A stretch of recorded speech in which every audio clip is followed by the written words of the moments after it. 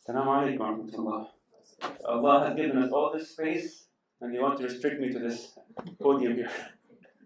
Thank you for accommodating my request, Dr. Human.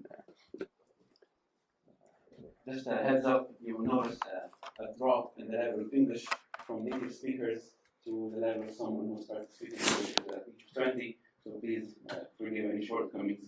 Do you guys mind some interaction? Okay. Just have a quick question. What do you ask for?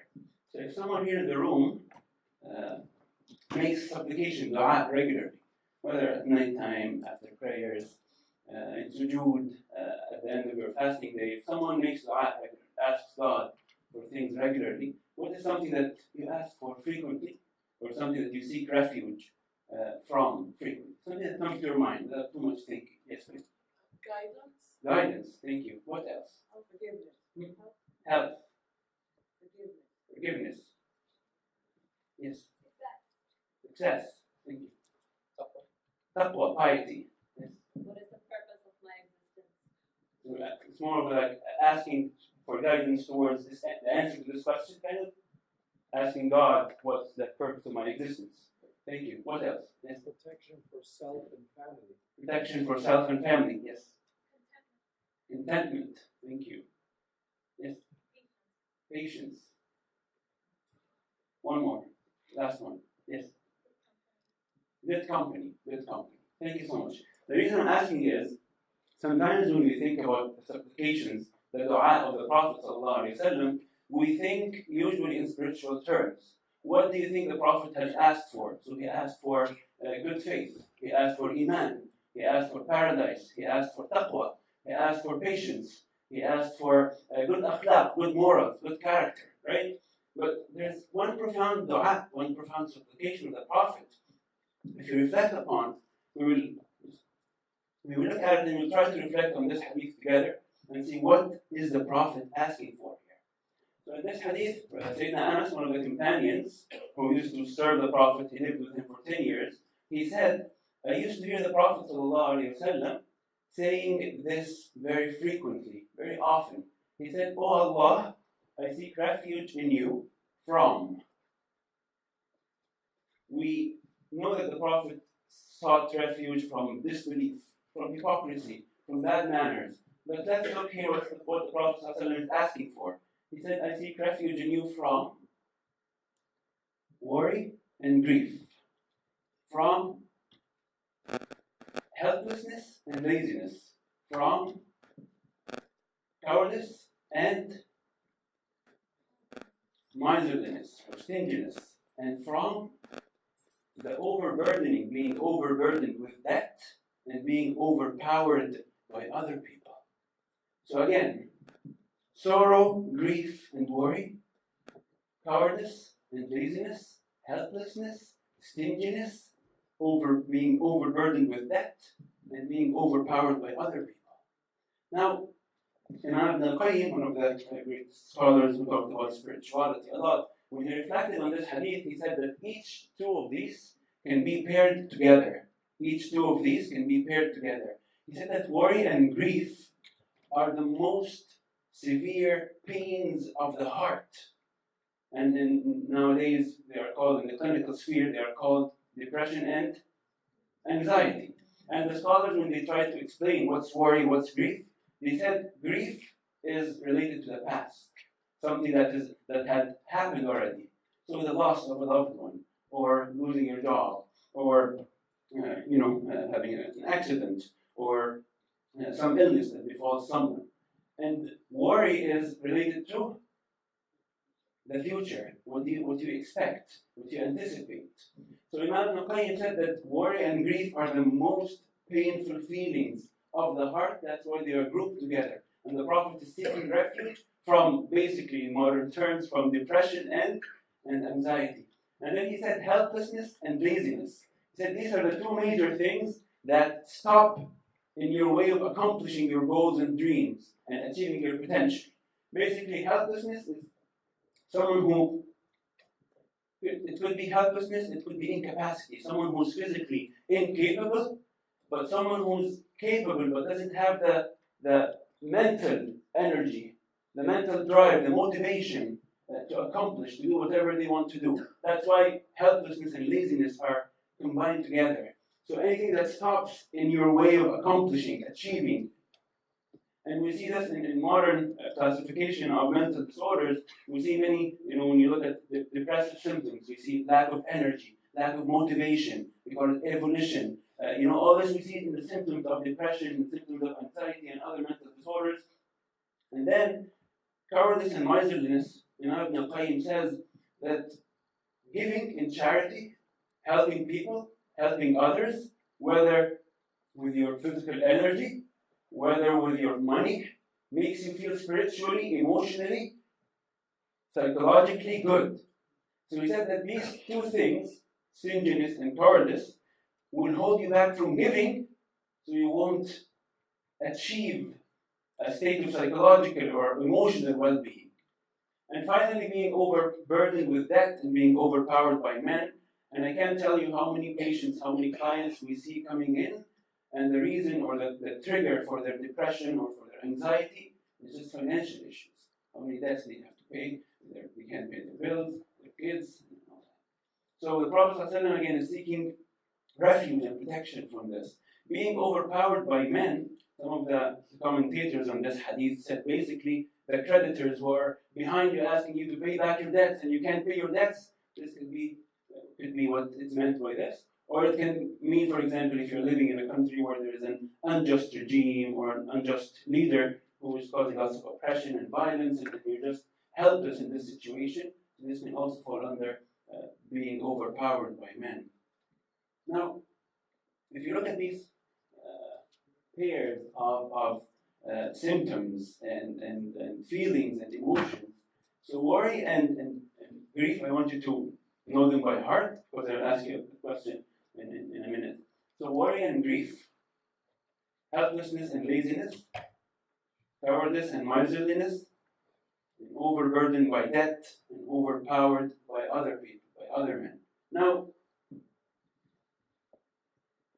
if you look at this, the reason why I started by this hadith is not to really go into the meaning of each word and how we deal with these feelings and these emotions, but rather just to look at the holistic outlook of the Prophet's supplication. This is someone, like, to me, it feels like he's someone who's, scanning his feelings and emotions and things that would stand in his way of achieving his potential, achieving his goals, and he's basically teaching us how to make dua, right? So, if you look at this, we have three domains that in this hadith that we can highlight. The first one is psychological domain, the second one is physical domain, and the third one is a social domain. So which ones of the 8 things in the hadith fall under each? Psychological. Worry. Grief. Anything else? How about laziness? Lacking motivation. Helplessness. We can also fall under psychological, right? How about social?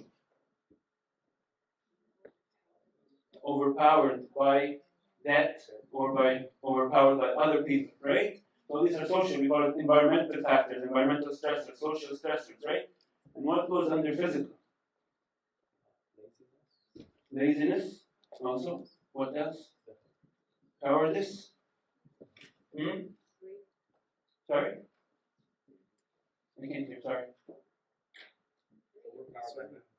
Yes, overpowered by men can also be under physical. So if you just take a look at the holistic outlook. Now, what's more profound, if you look at another narration of the same hadith in Sahih Hibban, you will see also the integration of all these 4 in an amazing way. The Prophet ﷺ says, in a more lengthy form of the same dua or supplication, "Oh Allah, I seek refuge in you from laziness and cowardice, from disbelief and immorality," these are spiritual illnesses, spiritual problems, from hypocrisy, from showing off. Now we're seeing some moral and ethical issues here as well, from deafness and insanity. We see some medical and mental problems here, from leprosy, from skin diseases. The Prophet is asking of this, and then he concludes the hadith saying, وَمِن سَيِّئِ الْأَسْقَامِ, and any bad disease, any bad illness.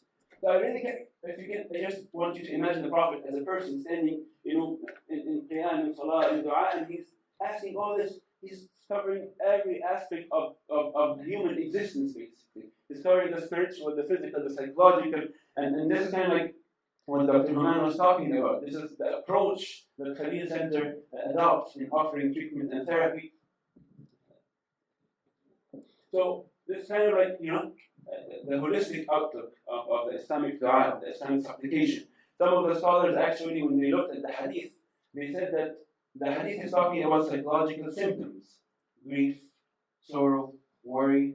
It's talking about psychological stressors, death, injustice. It's talking about psychological traits, stinginess, and others. So it's kind of like how holistic the view of the hadith of the Prophet ﷺ in his dua.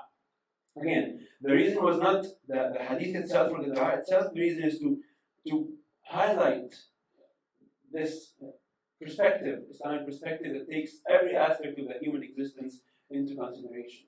Now, if you move on, I wanted to know in what context or when was the first time the Prophet ﷺ started saying this dua or this hadith. And then I found one of the narrations of Anas that when he mentioned this dua, he said the Prophet was heard saying this dua on his way out to Khaybar. And Khaybar was one of the battles that the Muslims had to travel for. So he said that on the way going and on the way back, he was repeating this dua a lot. He was repeating this dua a lot. And you can imagine someone who's going to the battlefield and everything that happens there with loss, with injury, with traumas and all that. And this was the dua of the Prophet ﷺ. It was so profound to see how the Prophet is associating grief and worry and being overpowered and cowardice in the battlefield and all that in one context, in one dua. Now, just wanted to highlight how the Islamic tradition has really empathized with people's emotions and feelings. This is something that we really sometimes lack in our communities. Like, when was the last time you saw an imam, for example, talking to you and telling you, I feel very sad, I feel very worried, I feel very anxious. Usually we see this as weakness, right? To share with the people, with the community, our own internal feelings. Some people, say that I've never seen my father crying, for example. I've never seen my father telling me, that he is worried or concerned. He just has this mask face. My father never hugged me, never kissed me. So I just wanted to highlight this was not how things were at the time of the Prophet, and he was the leader of the Ummah. And just some of the scenarios in which this was very obvious. When the Prophet ﷺ took the journey to Taif, Taif is a city near Mecca, just to call the people after I don't want to say he had given up on the people in Mecca, but he wanted to see maybe a potential, neighborhood city that might accept the message and support the Prophet ﷺ. So he went to Taif and he was received in a very, very harsh way, and he was, basically humiliated and ridiculed, and he was asked to leave the town, and kids were sent behind him, destroyed him with stones. So the Prophet ﷺ is describing his emotions, his feelings, and I will say it in Arabic, for those of you who speak Arabic to appreciate what the Prophet said. He said, فَانْطَلَقْتُ مَهْمُومًا عَلَى وَجْهِي وَلَمْ أَسْتَفِقْ حَتَّى بَلَغْتُ قَرْنَ الثَّعَالِبِ. He said that I had to leave, and I left. I was in such worry, in such grief, in such sadness, and he's describing himself walking on his face, like as if he can't lift his face from so much sadness and so much worry. And he said, until I woke up, I didn't realize until I reached, and then he's naming a place called Qarn al-Tha'alib, until I reached Qarn al-Tha'alib, as if from so much sadness, so much worry, so much grief, so much he was unconscious, unaware of his surroundings. I only woke up when I reached Qarn al-Tha'alib. The Prophet is telling you the amount of sadness that he experienced. And this is something we don't do. We don't speak to people. We don't express our sadness, our worry, our grief. Not only that, the companions seem to have this seems to have be a natural thing that they used to do. Zayd ibn Arqam was one of the companions, and he was in Medina, and he heard some of the hypocrites in Medina talking negatively about the Prophet and the companions. So when the Prophet returned from a journey, he told him, O Messenger of Allah, I heard the leader of the hypocrites, Abdullah ibn Ubay, and some of the hypocrites speak negatively about you and the companions. So what the Prophet did is, and see how his manners and akhlaq were, he didn't just take the word of one of his Muslim companions. He went and got the leader of the hypocrites. And the Prophet knows who the hypocrites are, right? And he asked him, he said, did you say what Zayd, the companion, is saying? So the hypocrites and the leader of the hypocrites said, no, we did not. And we swear by Allah that we did not. So the Prophet, Zayd ibn Arqam is narrating this. He's saying the Prophet believed them, and basically I came across as a liar. So he said, I was in such severe worry and sadness that I had to just isolate myself at home. I stepped away from people, from the community, and just stayed home.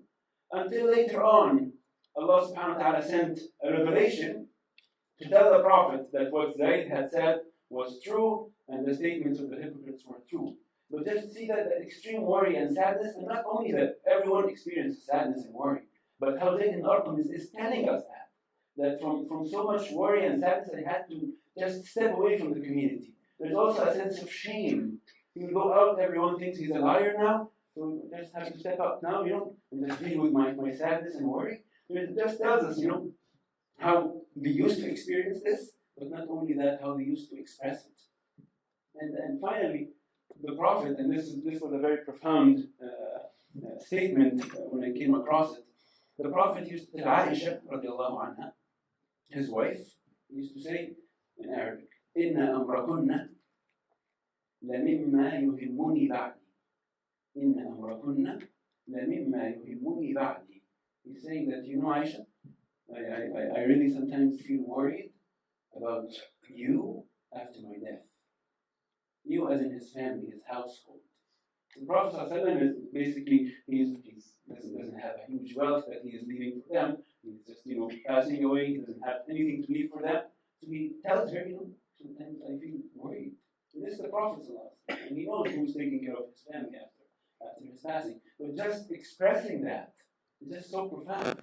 Not only worried that they expressed, but it's a very famous story at the time of Ibrahim, the son of the Prophet, when he died at a very young age, and the Prophet very publicly, in front of everyone, just telling them, "Al-'aynu tadma' wal-qalbu yahzan."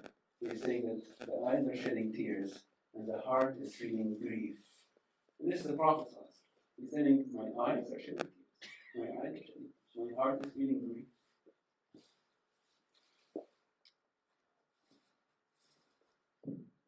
And some of the companions described this incident, I call it here the death of the Qur'an.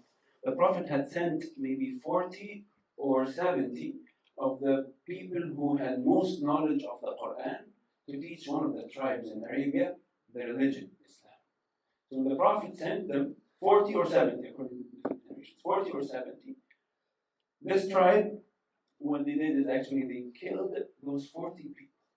And they, people who are educated in the Quran, who memorized the Quran, who learned the Quran, were so dear to the heart of the Prophet ﷺ that the companion said when the Prophet heard the news, for 1 month after that, he used to do qunut. He used to make special supplications, special dua in his salah. And the companion said that we've never seen the Prophet as sad as we've seen him during this month, after the death of these Qurra. And the Prophet, in a way, when he's doing this dua, this supplication, in a way he was the Khalid of Allah subhanahu wa ta'ala. He was the Habib of Allah subhanahu wa ta'ala. So in a way, he was telling Allah about his sadness, his grief, his disappointment at the killing of these Qurra, these companions, these Sahaba. So this was his way of expressing his emotions and feelings and connecting spiritually with Allah subhanahu wa ta'ala. And finally, the Prophet ﷺ was sitting, and this is for all of us, just to see how our social environment can affect us and affect our feelings. The Prophet was sitting with his companions and they talked about kids and children. So the Prophet made a statement. He said, إِنَّهُمْ لَمَدْخَلَ مَجْبَنَ مَحْزَنَ وَإِنَّهُمْ لَثَمَرَةُ الْقُلُوبِ وَقُرَّةُ الْعَيْنِ. We were talking about kids and children. He said, kids and children cause parents to have fears and anxieties. They cause parents to have sadness and grief. They cause parents to be coward and very stingy sometimes with their money and their wealth because they want to invest in their kids' future and all that. But he said that your kids will be a source of sadness at times. When they get sick, they will be a source of sadness. When they get old and engage in certain, negative behaviors, bad behaviors, they will be a source of sadness.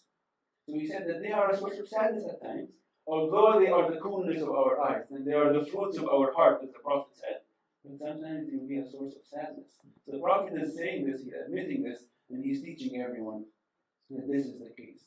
Now, we're just to wrap up with this. When the Prophet ﷺ is making such dua, asking Allah to protect him from grief and sorrow, and it's exactly the same way that the Prophet ﷺ is seeking protection from disbelief and from poverty. The Prophet and the companions, when they do this, they just don't do it and sit passively, not doing anything about their state, right? They're asking Allah to protect them from disbelief, but they are reading Quran and engaging in ibadah and doing charity and going to the masjid and engaging in spiritual development and doing all that. And similarly, when they are seeking refuge from poverty, they are working and having businesses and doing investments and saving money and all that. Similarly, when they're seeking refuge from psychological ailments and psychological symptoms, they're not doing anything. One way of tackling these emotions and feelings is by talking to people, by talking to Allah subhanahu wa ta'ala, by making dua, by spiritually engaging, by talking to counselors, as Dr. Hanan highlighted. Now, in terms of treatment, we see a rich legacy, as Dr. Hanan highlighted, in the Islamic tradition when it comes to emotional and psychological ailments. So spiritual things like making dua and supplication, as we've seen, the Quran, the Prophet ﷺ used to ask Allah to make the Quran the rabi' of his heart, the spring of his heart, and through the Quran to purify his sadness and his ham and his worry and his grief. These are some spiritual measures, but also there's significant cognitive reframing in the Quran, in the Sunnah. Whenever the Prophet ﷺ, he saw a mother with a child who passed away, and she was, sitting next to the grave, and she was crying, and then the Prophet ﷺ is teaching her, he's giving her a different perspective. He's telling her, for Allah is what He has given, and for Allah is what He has taken, and be patient. And he's just changing his view on her view on things. And similarly, in the Quran, Allah subhanahu wa ta'ala, many times He would tell the Prophet ﷺ, don't be sad, and then He gives him a different view on the incident that made him sad. Or he will interpret what the disbelievers have said that made the Prophet ﷺ sad. Right? In terms of counseling, and Dr. Hanan showed us this statement from Imam al-Ghazali, and how someone has to go to speak to someone, to a close friend, to a sheikh, to help them process their emotions and feelings. We talked about how the Prophet ﷺ used to engage in dua and supplication at tough times. He used to go to salah at tough times. It shows us a way of processing our emotions and feelings when we're going through ham and gham and sadness and depression and anxiety. And also, medications or medicine, and actually this is also very profound. There's a hadith in Bukhari and Muslim, which are the top books, collections of hadith that have the highest level of authenticity in the Islamic tradition. And there's a hadith in which the companions were talking about, when someone in the community passes away, the Prophet used to advise the community to prepare a meal. It's called at-talbina. At-talbina. It's some sort of a soup that's made of some sort of wheat. I don't know, it's not like that. I don't think it's like that, but I think it's some sort of a soup. And the Prophet ﷺ used to say, at-talbina mujimmatun lifu'ad al-marid wa tadhhabu bi ba'd al-hazan. He used to say that this talbina perhaps has some chemical components, chemical ingredients, some electrolytes, something. He said that this talbina, this soup, this food, will relieve some of the sadness of the heart of the person and will make them feel better. So perhaps this is some of the people who looked into alternative medicine and natural remedies and things. They are looking into this talbina, trying to find out what. Maybe it has some serotonin reuptake inhibitors, like or antidepressants, or I don't know. But it just shows that even medical, any medical or herbal or other types of interventions were prescribed by the Prophet ﷺ to people who are in grief and sorrow. And finally, preventive measures. We see a lot in the hadith of the Prophet ﷺ how he taught us to avoid things that will make people sad, make people feel bad. He said if three people are together, two of them should not speak in secret. For the third one might feel sad. That just shows, again, the empathy, the awareness about people's emotions and feelings, right? The Prophet ﷺ also knew that dreams play a major role in people's, thinking, and some people make decisions based on dreams. So he told us that dreams are three kinds. There are dreams from Allah subhanahu wa ta'ala, there are dreams that are from our self-talk, and there are bad dreams from shaitan, and the shaitan intends to make the believer, the son of Adam, sad. He said, وَأَوْهَامٌ شَيْطَانِيَّةٌ يَحْزُنُ بِهَا ابْنَ آدَمَ, to make Ibn Adam, the son of Adam, sad. So he's also, again, telling us that some of the things that we will experience will make us feel sad, but he's kind of giving a perspective, different perspective on how to deal with those negative emotions or feelings. Then we have how many times Allah subhanahu wa ta'ala in the Quran has mentioned the blessing of sending tranquility on the heart of the Prophet and the messengers. So if Allah is saying, I have blessed you with tranquility, this means that positive psychological states is something that is looked at very positively and considered very highly in the Islamic tradition. Moreover, again, the Prophet ﷺ, many times in the Quran, Allah used to tell him, don't be sad, and they give him a different perspective, different views of what's happening around him. Also, if you familiar with the Arabic language, more than 42 times the word huzn, sadness, was mentioned in the Quran. And 12 times of these 42 times, it was mentioned with khawf, with fear, with anxiety. So 12 times in the Quran, Allah is talking about depression, sadness, and fear, anxiety, right, together. And He's saying that the believers, the people who are spiritually connected, will not face khawf or huzn, and so on. And finally, normalization. This is something you see frequently, as Dr. Muhammad said, in the fiqh tradition, the legal tradition. You see the Prophet ﷺ saying that pen has been lifted from three people. رفع القلم عن ثلاث النائم حتى يستيقظ والصغير حتى يكبر أو يبلغ والمجنون حتى يعقل. The Prophet ﷺ used to say, or he said, that the pen has been lifted, meaning the actions of the following people are not being counted for. Okay? He said, the sleeping person until they wake up, and then the child until they grow up or reach puberty, and then the person with insanity until they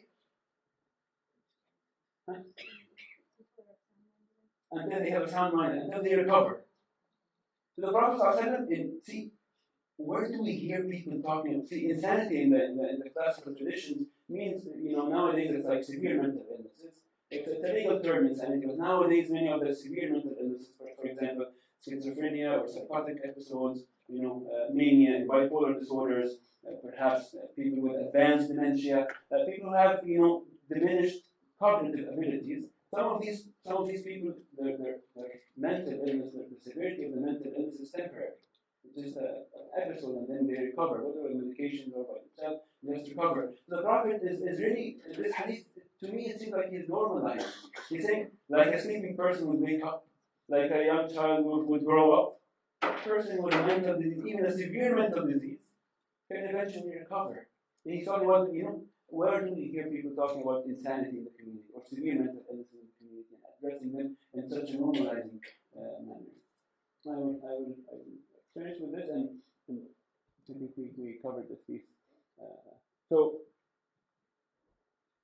this rich legacy that Dr. Mann talked about and that we've seen here have inspired the scholars across the Islamic history to find treatments.